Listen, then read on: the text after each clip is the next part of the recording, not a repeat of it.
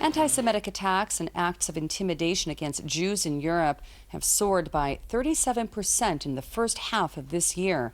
Attacks against Muslims on the continent also increased by 15%.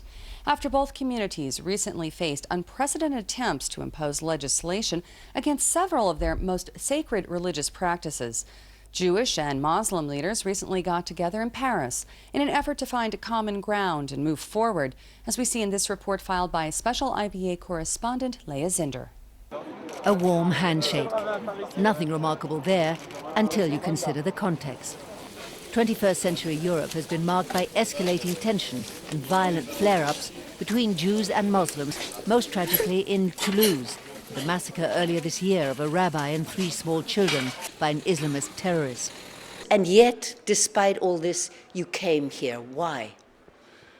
Why I came? No, because if we don't do anything to make the situation more quiet, so we'll have to leave Toulouse and to go, I don't know, in Israel, or because the situation is really very difficult in Toulouse for Jews now.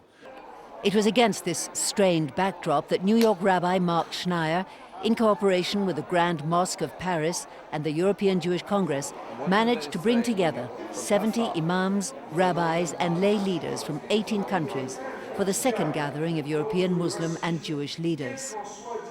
But last week, here in Europe, in Berlin, a rabbi and his daughter were beaten by a group of Muslim youth. Last week, a rabbi in Vienna was attacked by a group of neo-Nazis.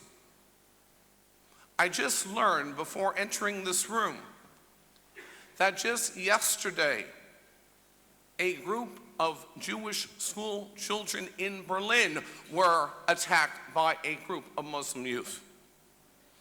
And I challenge Muslim leaders across Europe to speak out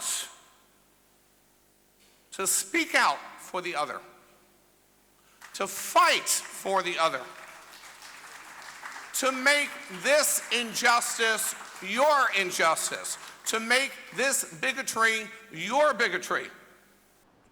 This must come from within the Muslim community.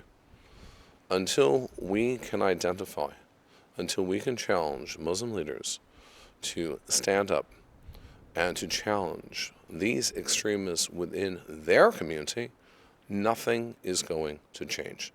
And I believe that we can identify those leaders, that we can challenge those leaders. There is an internal struggle that is going on worldwide within Islam. It behooves us to strengthen the voice of the moderates. The 2-day Paris gathering issued a declaration vowing a policy of zero tolerance against leaders of any faith who misuse their pulpits to incite religious bigotry. My 42 years of living in Europe have shown an example to Rabbi Schneier that I'm standing shoulder to shoulder with Jewish community. I am against those bigoted Muslims who are attacking Jewish community, and my personal experience in Brighton and many other parts of UK is well known. I see that there is a lot of extremism also in Israel. So this is in both groups. So what we can do is, us who are not on this way, or we must try to stop it together. We cannot stop it alone. Muslims, we cannot do this alone. But we need the Jewish leaders, the religious leaders, help in it. And also the Jewish leaders, they cannot do it alone. They need us. We need each other, simply. We cannot wait that we achieve a full trust between us. But what we can do, we can make a first step toward building trust in the future. I think that we have no choice. But the gathering also addressed the daunting challenges being faced together by both Muslims and Jews in Europe today. The looming threat of a ban on circumcision and the ritual slaughter of animals, kashrut and halal.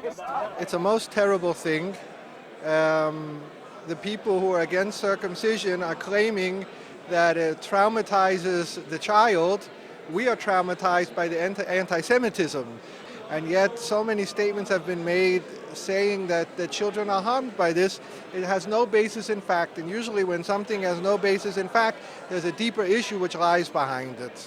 We can try to help each other, help the institutions and the society to get to know what are the true reasons of our religious practices, and to avoid some extremism of secularistic tendencies that would like to create a new artificial society where all religious symbolism is abolished. These, along with the rise of far-right extremism in Europe, have given Jews and Muslims good reasons to stand together in the tough battle ahead. We are neither stranger nor guests here, but full citizens of this continent. We are partners with those of all faiths in the promotion and respect of the basic European values, its rules and laws. Our faiths, our religious identities are complementary values to the values of Europe. There are no contradictions. As the 17 Muslim and Jewish leaders left Paris to return to the harsh realities of their hometowns, they vowed to stand together against extremism within their communities and beyond. As one of them said, "We haven't yet found the way, but we've begun the journey." Leah Zinder for IBA News in Paris.